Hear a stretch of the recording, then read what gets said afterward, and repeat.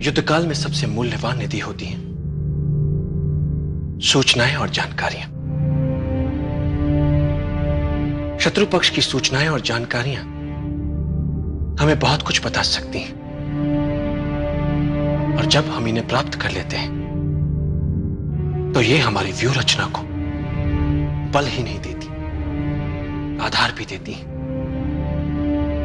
और उन्हें धार भी देती हैं।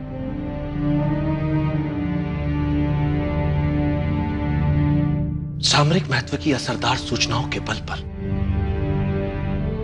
बड़े से बड़े युद्धों के परिणाम बदल जाते हैं। युद्ध में शत्रु को असावधान और निश्चिंत करने से बड़ा कोई शस्त्र नहीं होता। इसलिए युद्ध जीतने के लिए युद्ध काल में ही शत्रु को विश्वास दिला दो कि वास्तव में युद्ध वही जीत रहा है। वो निश्चिंत हो जाता है, उसके लड़ने की भूख शांत हो जाती है।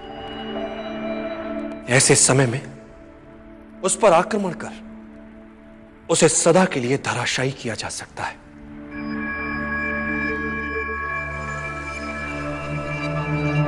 सदैव याद रखो,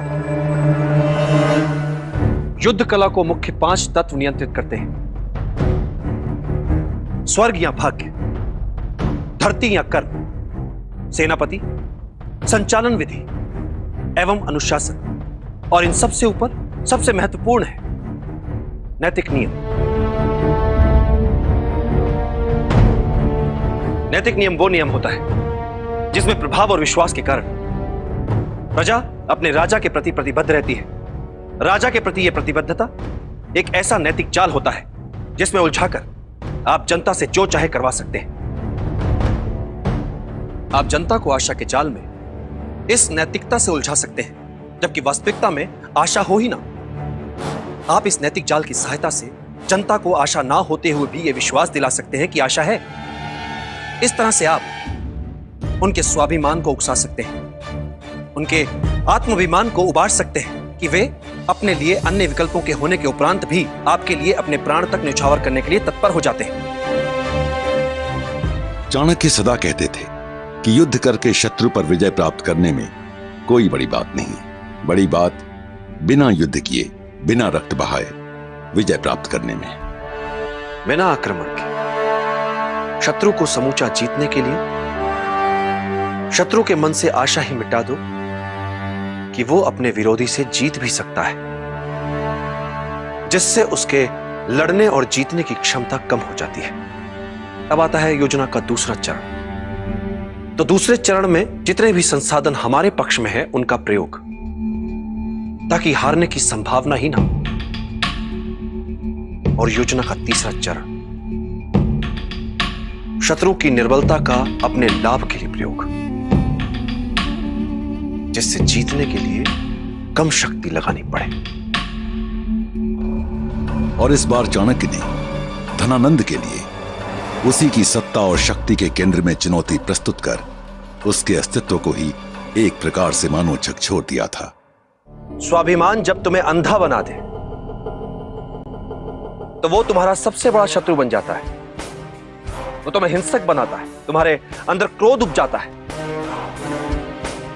सबसे पहले हमें इस बात का ज्ञान होना आवश्यक है, और जब हम इस बात को जान लेते हैं तो हमें इसका उपयोगी अंग भी समझ लेना चाहिए, और वो ये है कि इस अभिमान का उपयोग अपने शत्रु के विरुद्ध करें।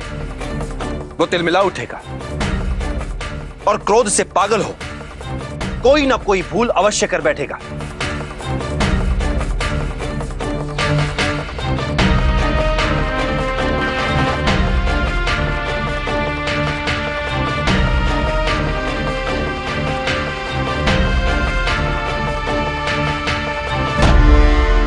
युद्ध कौशल युद्ध नीति का प्रतिबिंब है। युद्ध नीति युद्ध के लिए यथोचित युद्ध योजनाओं के लिए निर्माण का आधार होती है। किसी भी युद्ध या युद्ध जैसी स्थिति के लिए सफलता हेतु प्रमुख 10 बिंदु होते हैं। युद्ध के लिए यथोचित योजना, युद्ध घोषणा का समय, युक्ति संगत आक्रमण, युक्ति संगत युद्ध शैली का चयन, शत्रु की शक्ति और उसके निर्बल पक्ष की विस्तृत जानकारी, अपने सैनिकों और अपनी क्षमताओं का भिन्न भिन्न ढंग से प्रयोग, आक्रमण की चालों में चपलता से बदलाव, युद्ध के समय अपने आसपास के भूगोल की पूरी जानकारी। और इन 9 बिंदुओं से भी अधिक महत्वपूर्ण है, हर युद्ध किसी न किसी प्रकार के छल या छद्म पर आधारित होता है।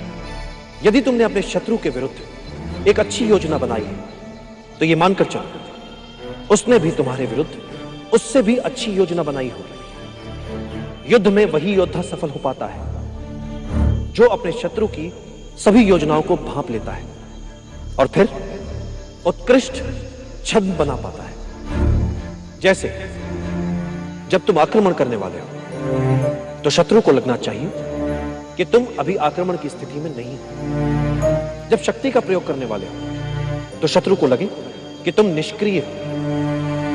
जब तुम शत्रु के बहुत निकट हो तब उसे लगना चाहिए कि तुम शत्रु से बहुत दूर हो। और जब तुम दूर हो तो शत्रु को लगे कि तुम उसके अत्यंत निकट हो।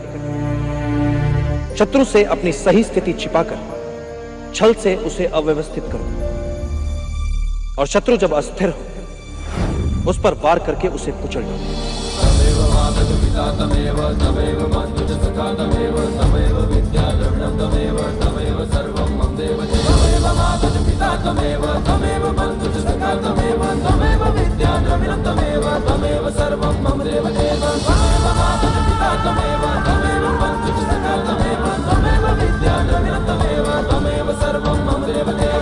मैं किसी युद्ध में उलझना नहीं चाहता,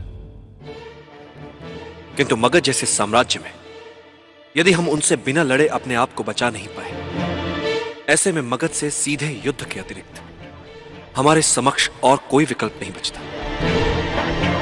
इस युद्ध का सबसे बड़ा संकट, सबसे बड़ी समस्या है हमारे अंदर बैठा भय, अज्ञात से भय जो अतार्किक है, क्योंकि अज्ञात जैसी बात होती ही नहीं है। बातें मात्र कुछ समय के लिए हमसे छिपी हुई हो सकती हैं। कुछ समय के लिए हो सकता है कि हम उन्हें समझ न पाए, तो इससे भय क्यों पाले मन? यह तो संकेत है इस बात कि चलो शत्रु के सामर्थ्य के बारे में और जानो, और जानो, और जानो।